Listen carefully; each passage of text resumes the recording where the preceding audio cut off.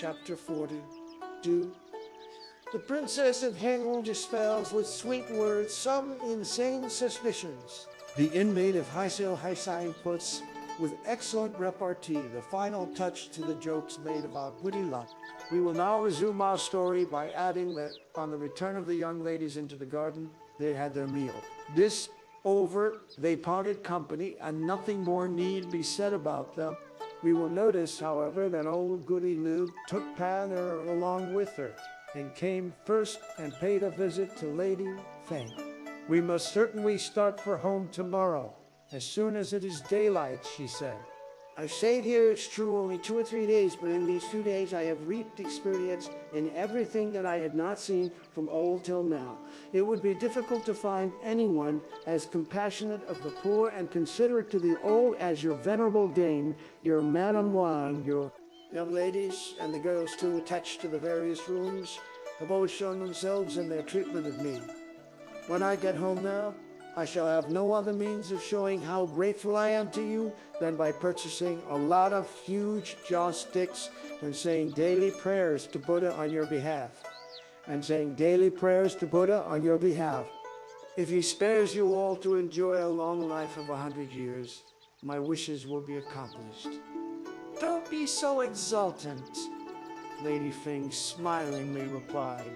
It's all on account of you that our old ancestor has fallen ill, by exposing herself to draughts, and that she suffers from disturbed sleep. Also that our Chia has caught a chill and is laid up at home with fever. Goody Liu, at these words, speedily heaved a sigh. Her venerable ladyship, she said, is a person advanced in years and not accustomed to any intense fatigue. She has never before been in such high spirits as yesterday, Lady Feng observed. As you will hear, so anxious was she to let you see everything that she trudged over the greater part of the garden.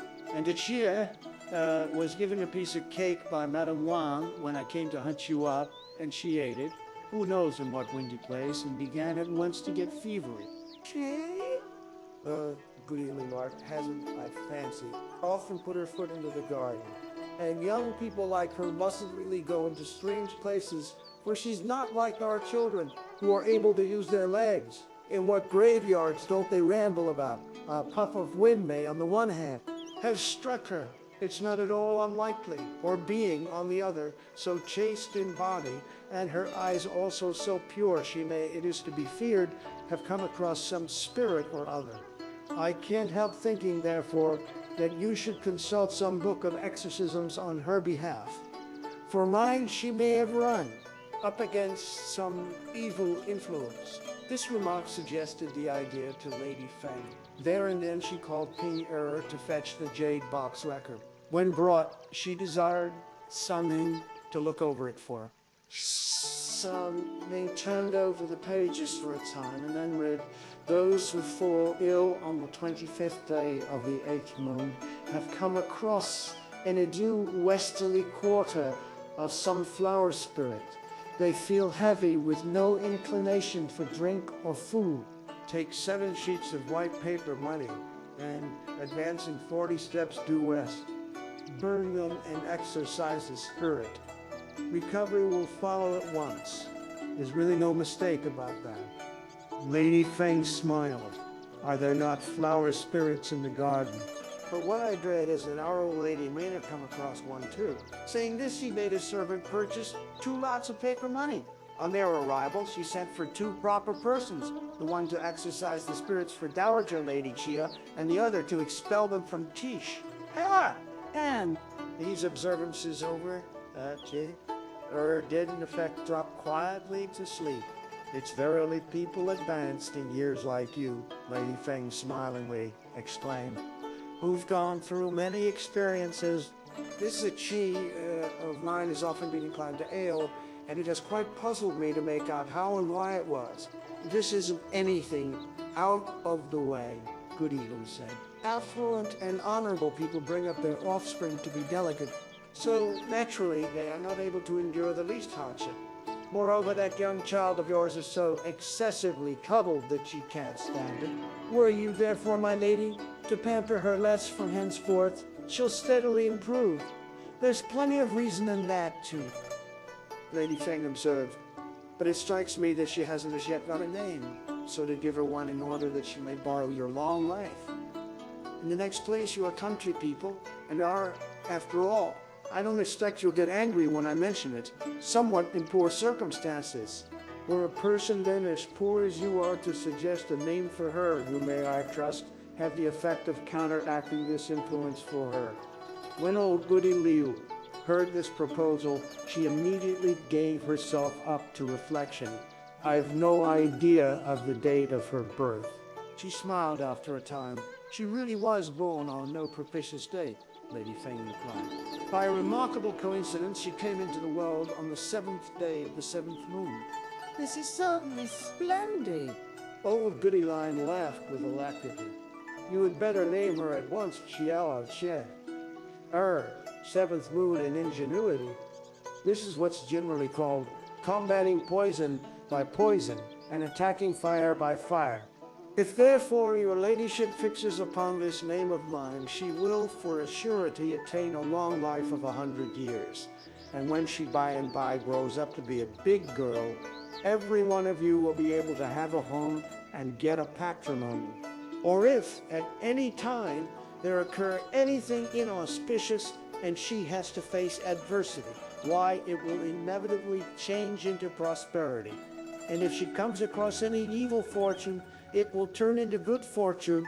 It will turn into good fortune. And this will all arise from this one word, Chia, ingenuity. Lady Feng was, needless to say, delighted by what she heard, and she lost no time in expressing her gratitude. If she be preserved, she exclaimed, to accomplish your good wishes, it will be such a good thing. Saying this, she called Ping. As you and I are bound to be busy tomorrow, she said, and won't, I fear, be able to spare any leisure moments, you better, if you have nothing to do now, get ready the presents for old Goody Liu, so as to enable her to conveniently start at early dawn tomorrow. How could I presume to be the cause of such reckless waste? Goody Liu interposed. I've already disturbed your peace and quiet for several days, and were I to also take your things away, I'd feel still less at ease in my heart. Nothing much, Lady Feng protested. They consist simply of a few ordinary things. But whether good or bad, do take them along so that the people in the same street as yourselves and your next door neighbors may have some little excitement, and that it may look as if you had been on a visit to the city. While she endeavored to induce the old dame to accept the presents, she noticed Ping approach. Goody Liu, She remarked. come on here, can see. Old Goody Liu precipitately followed Ping into the room on the offside. Here she saw the stove, couch half full with piles of things. Ping took these up one by one and let her have a look at them. This, she explained, is a roll of that green gauze you asked for yesterday. Besides this, Our Lady Feng gives you a piece of thick bluish-white gauze to use as lining. These are 2 pieces of pongee, which will do for wadded coats and jupas as well. In this bundle are 2 pieces of soap for you to make clothes with for the end of the year. This is a box containing various homemade cakes. Among them are some you've already tasted and some you haven't. So take them along and put them in plates and invite your friends. They'll be ever so much better than any that you could buy. These 2 bags are those in which the melons and fruit were packed up yesterday. This one has been filled with 2 bushels of fine rice grown in the imperial fields, the like of which for Kenji it would not be easy to get. This one contains fruits from our garden and all kinds of dried fruits. In this packet, you'll find 8 taels of silver. These various things are presents for you from our mistress Secunda. Each of these packets contains 50 taels, so that there are in all 100 taels. They're the gift of Madame Guan.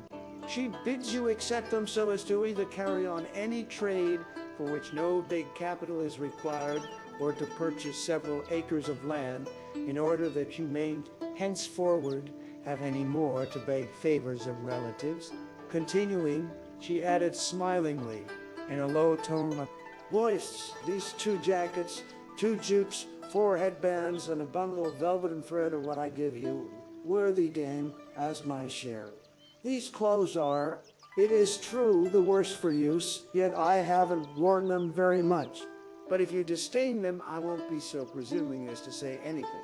After mention of each article by Ping error, Goody Liu muttered the name of Buddha, so already she had repeated Buddha's name several thousands of times.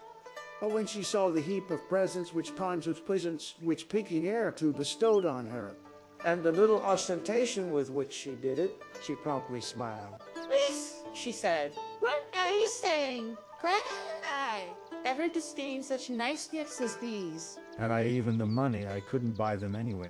The only thing is that I feel overpowered with shame.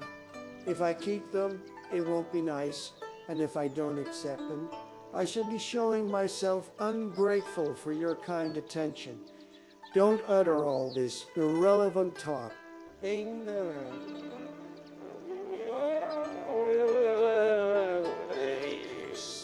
So, compose your mind and take the things I gave you just now. Besides, I have, on my part, something to ask of you. When the close of the year comes, select a few of your cabbages, dipped in lime, and dried in the sun, as well as some lentils, flat beans, tomatoes, and pumpkin strips, and various sorts of dry vegetables, and bring them over. We're all, both high or low, fond of such things. These will be quite enough. We don't want anything else, so don't go to any useless trouble. Goody Liu gave utterance to profuse expressions of gratitude and signified her readiness to comply with her wishes. Just you go to sleep, first, and I'll get the things ready for you and put them in here.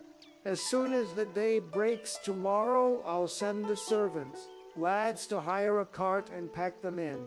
Don't you therefore worry yourself in the least on that score. Goody Liu felt more and more ineffably grateful. So crossing over, she again said, with warm protestations of thankfulness, goodbye to Lady Feng, after which she repaired to Dowager Lady Chia's quarters on this side, where she slept with one sleep during the whole night. Early the next day, as soon as she had combed her hair and performed her ablutions, she asked to go and pay her adieus to Lady Chia. But as old Lady Chia was unwell, the various members of the family came to see how she was getting on. On their reappearance outside, they transmitted orders that the doctor should be sent for. In a little time, a matron reported that the doctor had arrived, and an old nurse invited Dowager Lady Chia to ensconce herself under the curtain. I'm an old woman, Lady Chia remonstrated. Am I not aged enough to be a mother to that fellow? And, I pray to still stand on any ceremonies with it? There's no need to drop the curtain. I'll see him as I am and have done. Hearing her objections, the matrons fetched a small table and, laying a small pillow on it, they directed a servant to ask the doctor in. Presently, they perceived the trio Chia Chen, Chia Lion, and Chia Zheng bringing Dr. Wang. Dr. Wang did not presume to use the raised robe, but confining himself to the side steps, he kept pace with Chia Chen until they reached the platform. 2 matrons, who had been standing, one on either side from an early hour, raised the portiere. A couple of old women servants then took the lead and showed the way in. But Pao-yü too appeared on the scene to meet them. They found old Lady Chia seated bolt upright on the couch, dressed in a blue crepe jacket lined with sheepskin, every curl of which resembled a pearl. On the right and left stood 4 young maids, whose hair had not passed, yet been allowed to grow, with fly brushes, finger bowls, and other such articles in their hands. 5 or 6 old nurses were also drawn up on both sides of wings. At the back of the jaded green gauze mosquito house were faintly visible several persons in red and green habiliments, with gems on their heads and gold trinkets in their coiffures. Dr. Wang advanced official imperial, could not muster the courage to raise his head. With speedy step, he paid his obeisance. Dowager Lady Chia noticed that he wore the dress of the 6th grade, and she accordingly concluded that he must be in position. How are you, noble doctor? She inquired, forcing a smile. The worthy surname of this noble doctor? She then asked Chia Chen, and his companions made prompt reply. His surname is Wang, they said. There was once a certain Wang Chun, his child, who filled the chair of president of the College of Imperial Physicians. Dowager Lady smilingly proceeded. He excelled in feeling a pulse. Wang bent his body, and with alacrity he lowered his head and returned her smile. That was, he explained, my grand uncle.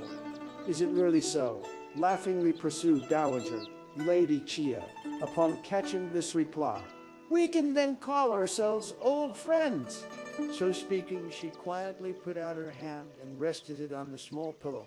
A nurse laid hold of a small stool and placed it before the small table, slightly to the side of it.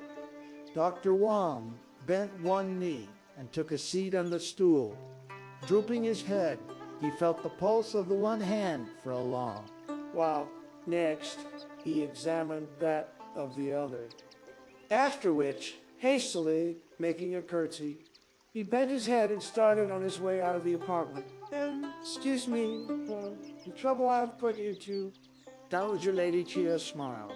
Chen, escort him outside, and do see that he has a cup of tea.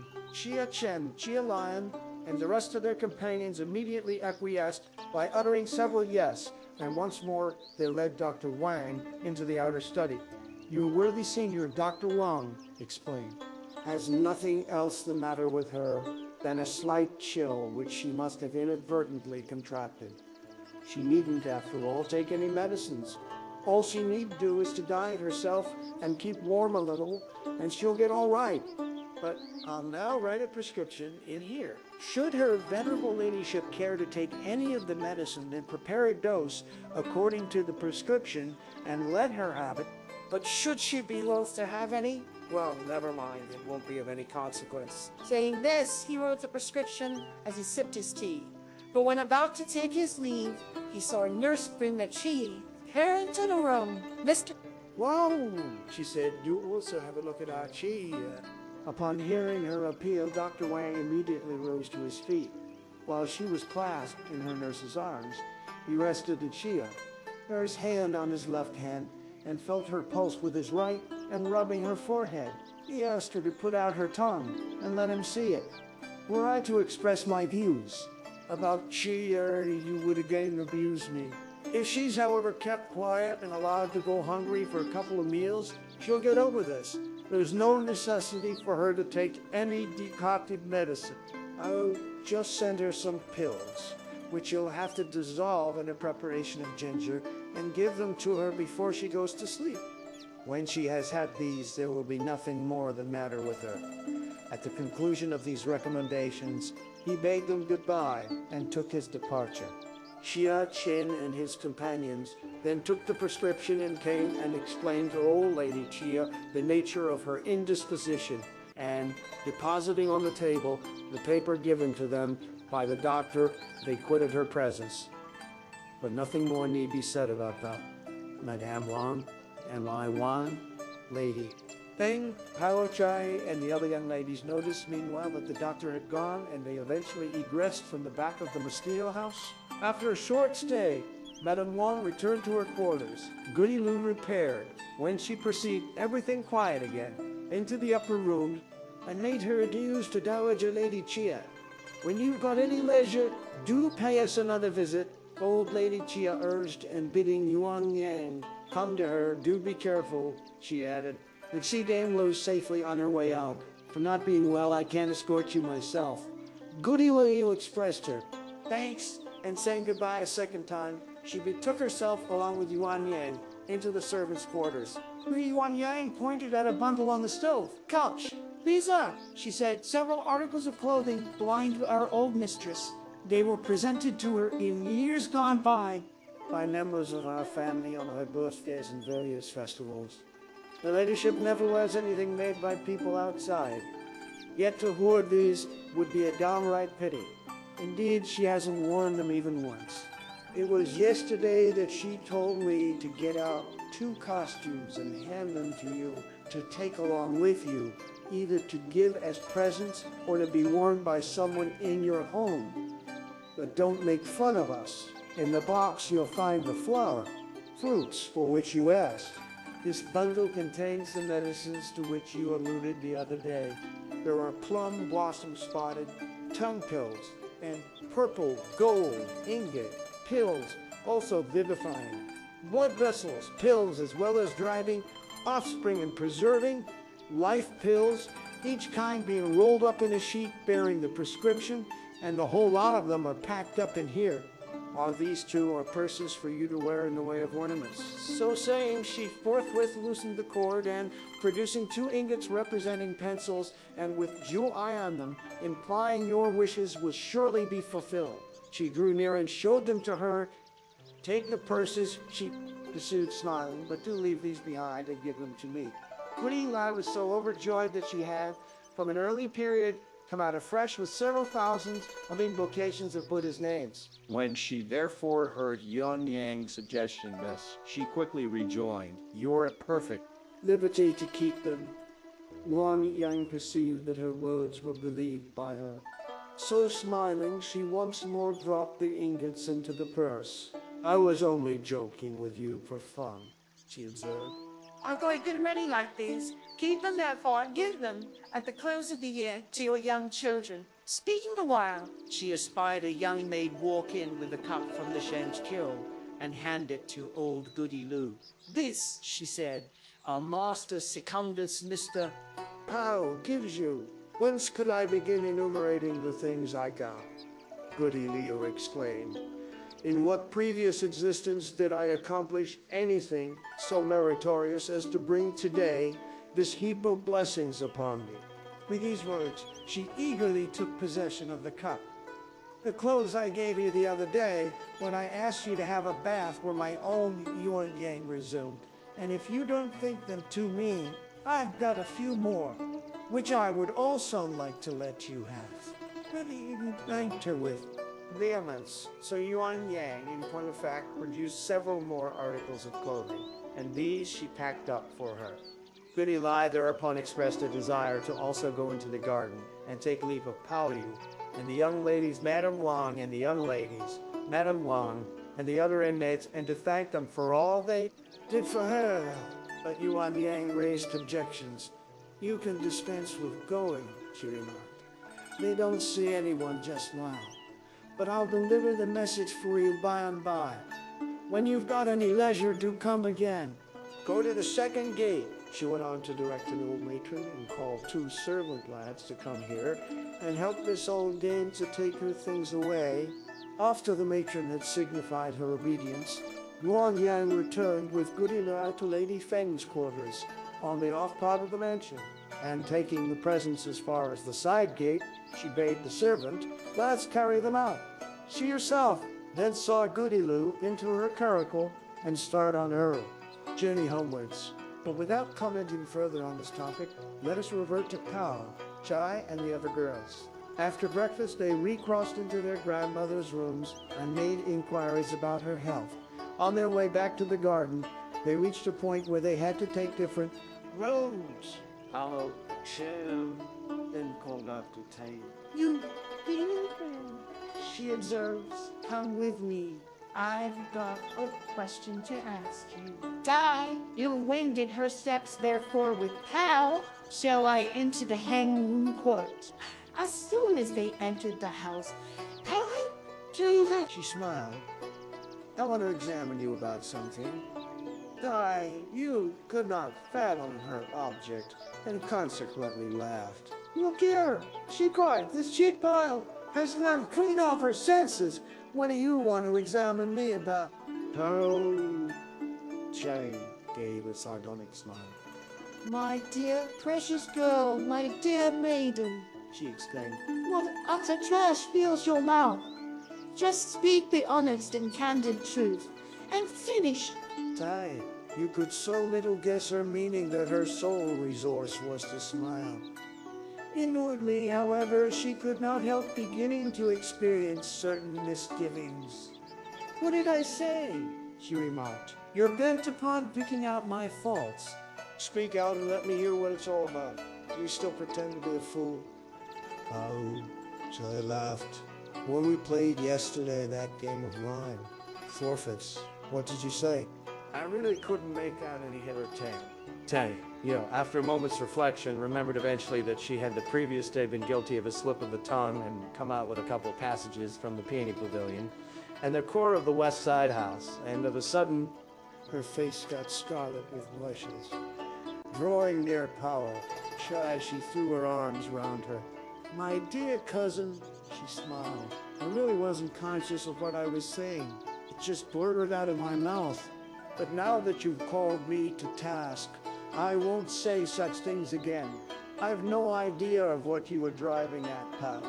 Chia laughingly rejoined. What I heard you recite sounds so thoroughly unfamiliar to me that I beg you to enlighten me. Dear cousin, pleaded Todd, you don't tell anyone else. I won't, in the future, read such things again. Pao, Chia noticed how from shame the blood rushed to her face and how vehement she was in her entreaties, and she felt both to press her with questions. So, pulling her into a seat to make her have a cup of tea, she said to her in a gentle tone, Whom do you take me for? I, too, am wayward from my youth up. Yeah, ever since I was 7 or 8, I've been enough trouble to people. Our family was also what one would term literary. My grandfather's extreme delight was to be ever with a book in his hand. At one time, we numbered many members, and sisters and brothers all lived together, but we had a distaste for wholesome books. Among my brothers, some were partial to verses, others had a weakness for blank poetical compositions. And there were none of such works as the Western Side House and the guitar, even up to the 101 books of the E1 authors, which they hadn't managed to get. These books they stealthily read behind our backs, but we on our part devoured them on the sly, without their knowing it. Subsequently, our father came to get wind of it, and some of us he beat, while others he scolded, burning some of the books and throwing away others. It is therefore as well that we girls shouldn't know anything of letters. Men who study books and don't understand the right principle can't, moreover, reach the standard of those who don't go in for books. So how much more such as ourselves? Even versifying, writing, and the like pursuits aren't in the line of such as you and me. Indeed, neither are they within the portion of men. Men who go in for study and fathom the right principles should cooperate in the government of the empire and should rule the nation. This would be a nobler purpose, but one doesn't now. A days hear of the very existence of such persons. Hence the study of books makes them worse than they ever were before. But it isn't the books that ruin them. The misfortune is that they make improper use of books. That is why study doesn't come up to plowing and sowing and trading, as these pursuits exercise no serious pernicious influences. As far, however, as you and I go, we should devote our minds simply to matters connected with needlework and spinning, for we will then be fulfilling our legitimate duties. Yet, it so happens that we too know a few characters. But as we can read, it behooves us to choose no other than wholesome works. For these will do us no harm. What are most to be shirked of those low books says, when once they pervert the disposition, there remains no remedy whatever. While she indulged in this long rigmarole tea, Yup lowered her head and sipped her tea, and though she secretly shared the same views on the subject, all the answer she gave her in assent was limited to one single word, yes. But at an unexpected moment, Su-Yun appeared in the room.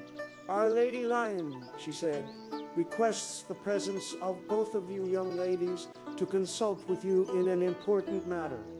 Miss Secunda, Mr. Chia, Miss Porta, Miss Shai, and Mr. Pao, our Master Secundus, are there waiting for you. What's up again? Pao, Shai inquired. You and I will know what it is when we get there, Tai. You explain. So saying, she came with Pao-yü into the Tao Haisiang village. Here they in fact discovered everyone assembled. As soon as Lai Wan caught sight of the two cousins, she smiled. The society has barely been started, she observed. And here's one who wants to give us the slip. That girl Quarter wishes to apply for a whole year's leave. It's that single remark of our worthy seniors yesterday that is at the bottom of it. Feng, you laugh. But by bidding her execute some painting or other of the garden, she has put her in such high feather that she applies for leave. Don't be so hard upon our dear ancestor, Pao-yü rejoined, a smile playing on her lips. It's entirely due to that illusion of grandmother Liu's. Yu speedily took up the thread of the conversation. Quite so. She smiled. It's all through that remark of hers. But of what branch of the family is she a grandmother? We should merely address her as the female locust, that's all. As she spoke, one and all were highly amused. When any mortal language finds its way into that girl Feng's mouth, she knows how to turn it to the best account. What a fortunate thing it is that vixen Feng has no idea of letters and can't boast of much culture. Her 40 is simply such vulgar things as suffice to Raise a laugh. Worse than her is that Fenger with that coarse tone. She has recourse to the devices of the ultra Jews. By selecting from the vulgar expressions used in low slang the most noteworthy points, she eliminates what's commonplace and makes, with the addition of a little elegance and finish, her style so much like that of the text that each sentence has a peculiar character of its own. The three words representing female locust bring out clearly the various circumstances connected with yesterday. The wonder is that she has been so quick in devising them. After lending an ear to her arguments, they all laughed. Those explanations of yours, they cried, show well enough that you are not below those two. Pray, let's consult as to how many days leave to grant her. Lai Wan proposed. I gave her a month, but she thinks it too little. What do you say about it? Properly speaking, T, you put in. 1 year isn't much. The laying out of this garden occupied a whole year. And to paint a picture of it now will certainly need 2 years' time. She'll have to rub the thing to moisten the pencils, to stretch the paper, to mix the pigments, and to... When she had reached this point, even Tai, you could not restrain herself from laughing. If she goes on so leisurely to work, she exclaimed, won't she require 2 years' time? Those who caught this insinuation clapped their hands and indulged in incessant merriment. Her argumenters are full of zest. Ow! Chai ventured laughingly. But what takes the cake is that last remark about leisurely going to work, for if she worked to paint at all, how could she ever finish her task? Hence those jokes cracked yesterday were sufficient, of course, to evoke laughter, but on second thought they're devoid of any fun. Just you carefully ponder over Panun's words. Albeit they don't amount to much, you'll nevertheless find when you come to reflect on them that there's plenty of gusto about them. I've really had such a laugh over them that I can scarcely move. It's the way that cousin Po-Chai puffs her up, upside. Observe that makes her so much the more arrogant that she turns me also into a laughing, Stop now, T.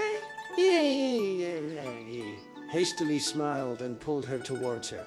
Let me ask you, she said, are you only going to paint the garden? Or will you insert us in it as well? My original idea was to have simply painted the garden, Jun explained, but our worthy senior told me again yesterday that a mere picture of the grounds would resemble the plan of a house, and recommended that I should introduce some inmates too, so as to make it look like what a painting should. I neither the knack for the fine work necessary for towers and terraces, nor have I the skill to draw representations of human beings. But as I couldn't very well raise any objections, I find myself at present on the horns of a dilemma about it. Human beings are an easy matter, he said. What beats you are insects. Here you are again with your trash, Lai Wan exclaimed. Will there be any need to also introduce insects in it? As far, however, as birds go, it may probably be advisable to introduce one or two kinds. If any other insects are not put in the picture, you smiled, it won't matter. But without yesterday's female locust in it, it will fall short of the original. This retort evoked further general amusement. While Tay, you laughed, she beat her chest with both hands. Begin painting at once, she cried. I've even got the title already. The name I've chosen is Picture of a Locust Brought In to Have a Good Feed. At these words they laughed so much the more heartily that at a time they bent forward, and at another they leant back. But a sound of Q-tongue then fell on their ears, and unable to make out what could have dropped, they anxiously and precipitately looked about. It was, they found, Shai Xiang, Yun, who had been reclining on the back of the chair. The chair had, from the very outset, not been put in a sure place, and while indulging in hearty merriment, she threw her whole weight on the back. She did not. Besides, notice that the dovetails on each side had come out, so with a tilt towards the east, she as well as the chair toppled over in a heap. Luckily, the wooden partition wall was close enough to arrest her fall, and she did not sprawl on the ground. The sight of her created more amusement than ever among all her relatives, so much so that they could scarcely regain their equilibrium. It was only after Pao-yü had rushed up to her and given her a hand and raised her to her feet again that they at last managed to gradually stop laughing. Pao-yü then winked at Tay-yü, meeting, and forthwith withdrawing into the inner room, she lifted the cover of the mirror and looked at her face. She found the hair about her temples slightly disheveled, so promptly opening Lai Wan's toilet case and extracting a narrow brush, she stood in front of the mirror and smoothed it down with a few touches. Afterwards, laying the brush in its place, she stepped into the outer suite. Is this, she said, pointing at Lai Wan, doing what you're told and showing us how to do needlework and teaching us manners? Why, instead of that, you press us to come here and have a good romp and a hearty laugh. Just you listen to her perverse talk, Lai Wan laughed. She takes the lead and kicks up a rumpus and incites people to laugh, and then she throws the blame upon. In real truth, she's a despicable thing. What I wish is that you should soon get some dreadful mother-in-law, and several crotchety and abominable older and younger sisters. In-law, and we'll see then whether you'll still be as perverse or not. You at once became quite scarlet in the face and pouring Pao-yü. Let us, she added, give her a whole year's leave. I've got an impartial remark to make. Listen to me, all of you. Pao-yü chimed in. Albeit the girl, you may have some idea about painting. Oh, she can manage her just a few outline sketches, so that unless, now that she has to accomplish the picture of this garden, she can lay a claim to some ingenuity. Will she ever be able to succeed in effecting a painting? This garden resembles a regular picture. The rockeries and trees, towers and pavilions, halls and houses are, as far as distances and density go, neither too numerous nor too few. Such as it is fitly laid out. But were you to put it on paper in strict compliance with the original, well, it will surely not elicit admiration. In a thing like this, it's necessary to pay due care to the various positions and distances on paper, whether they should be large or whether small, and to discriminate between main and secondary, adding what is needful to add, concealing and reducing what should be concealed and reduced, and exposing to view what should remain visible. As soon as a rough copy is executed, it should again be considered in all its details, for then alone will it assume the semblance of a picture. In the second place, all these towers, terraces, and structures must be distinctly delineated. For with just a trifle of inattention, the railings will slant, the pillars will be topsy-turvy, doors and windows will recline in a horizontal position, steps will separate, leaving clefts between them, and even tables will be crowded into the walls, and flower pots piled on portieres. and won't it, instead of turning out into a picture, be a mere caricature? Be a mere caricature. Thirdly, proper care must also be devoted in the insertion of human beings to density and height, to the creases of clothing, to juppies and sashes, to fingers, hands, and feet, as these are most important details. For if even one stroke be not thoroughly executed, then if the hands be not swollen, the feet will be made to look as if they were lame. The coloring of faces and the drawing of the hair are minor points, but in my own estimation, they really involve intense difficulty. Now, a year's leave is, on one hand, too excessive, and a month's is, on the other, too little. So just give her half a year's leave. Deputy, besides Cousin Pao-yü, to lend her a hand in her task. Not that Cousin Pao knows how to give any hints about painting. That in itself would be more of a drawback. But in order that in the event of there be anything that she doesn't comprehend, or of anything perplexing her as to how best to insert it, Cousin Pao may take the picture outside and make the necessary inquiries of those gentlemen who excel in painting. Matters will thus be facilitated for her. At this suggestion, Pao-yü was the first to feel quite enchanted. "This proposal is first-rate," he exclaimed. "The towers and terraces, minutely executed by Shan Su-young, are so perfect, and the beauties painted by Chen-ji seem so extremely fine that I'll go at once and ask them of them. I've always said that you fuss for nothing. I suppose I merely passed a cursory remark and there you want to go immediately and ask for things. Do wait until we arrive at some decision in our deliberations, and then you can go, but let's consider now what would be best to use to paint the picture on. I've got in my quarters, Pao-yü answered, some snow-white wavy paper, which is both large in size and proof against ink as well. Chia gave a sarcastic smile. "I do maintain," she cried, "that you are a perfectly useless creature. That snow-white wavy paper is good for pictures consisting of characters and for outline drawings, or else those who have the knack of making landscapes use it for depicting scenery of the southern Sung era, as it resists ink and is strong enough to bear coarse painting.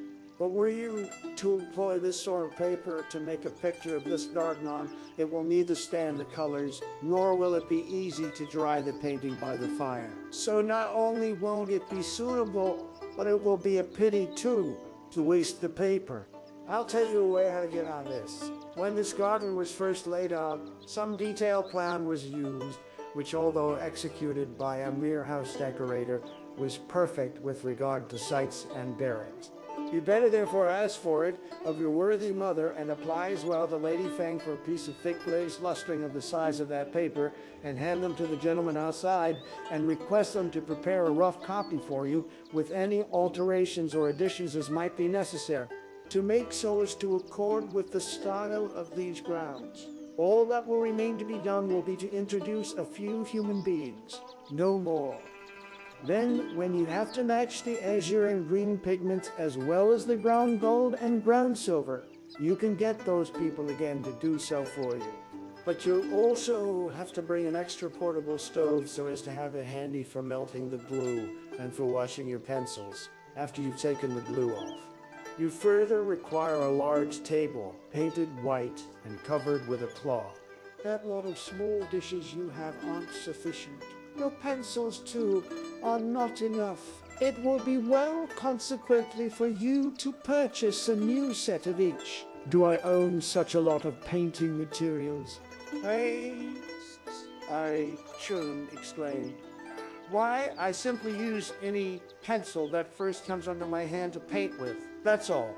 And as for pigments, I've only got 4 times ochre stone, plum flower paint, rattan yellow, and rouge. Besides these, all I ever amount to a couple of pencils for applying colors. No more. Why didn't you say so earlier, Pao? Never mind. I've still got some of these things remaining, but you don't need them. So were I to give you any, they'd lie uselessly. I'll put them away for you now for a time, and when you want them, I'll let you have some. You should, however, keep them for the exclusive purpose of painting fans. For were you to paint such big things with them, it would be a pity. I'll draw out a list for you today to enable you to go and apply to our worthy senior for the items, as it isn't likely that you people can possibly know all that's required. I'll dictate them, and Cousin Poe can write them down. You had already got a pencil and ink slab ready, for fearing lest he might not remember clearly the various necessaries. He had made up his mind to write a memorandum of them. So the moment he heard Pao-yu's suggestions, he cheerfully took up his pencil and listened quietly. 4 pencils of the largest size. Pao-yu commenced 4 of the 3rd size, 4 of the 2nd size. 4 pencils for applying colors on big ground, 4 on medium ground, 4 on medium ground, 4 for small ground. 10 claws of large southern crabs, 10 claws of small crabs. 20 for laying heavy colors, 20 for light colors, 10 for painting faces. 20 willow twigs, 4 ounces of arrowhead pearls, 4 ounces of southern ochre, 4 ounces of southern ochre, 4 ounces of dark green, 4 ounces of dark green, 4 ounces of dark green cornflour, 4 boxes of lead powder, 10 sheets of rouge, 200 sheets of thin red gold leaves, 200 sheets of lead, 4 ounces of smooth glue from the 2 quine, and 4 ounces of pure alum. The glue and alum for sizing the lustering are not included, so don't bother yourselves about them, but just take the lustering and give it to them outside to size it with alum for you. You and I can scour and clarify all these pigments, and thus amuse ourselves, and prepare them for use as well. I feel sure you have an ample supply to last your whole lifetime, but you must also get ready 4 sieves of fine lustering, a pair of coarse ones, 4 brush pencils, 4 bowls, some large, some small, 20 large coarse saucers, 10 5-inch plates, 23-inch coarse, white plates, 2 stoves, 4 large and small earthenware pans, 2 new porcelain jars, 4 new water buckets, 4 1-foot-long bags made of white cloth, 2 caddies of light charcoal, 1 or 2 caddies of willow, wood charcoal, a wooden box with 3 drawers, a yard of thick gauze, 2 ounces of fresh ginger, half a caddy of soy, an iron kettle, and an iron. Hastily chimed in Tom. You with a smile full of irony. To do what with them? Chia inquired. You asked the fresh ginger, soy, and all these condiments, so I indent for an iron kettle for you to cook the paints and eat them. Tai, you answered, to the intense merriment of one and all who gave way to laughter. What do you even know about these things?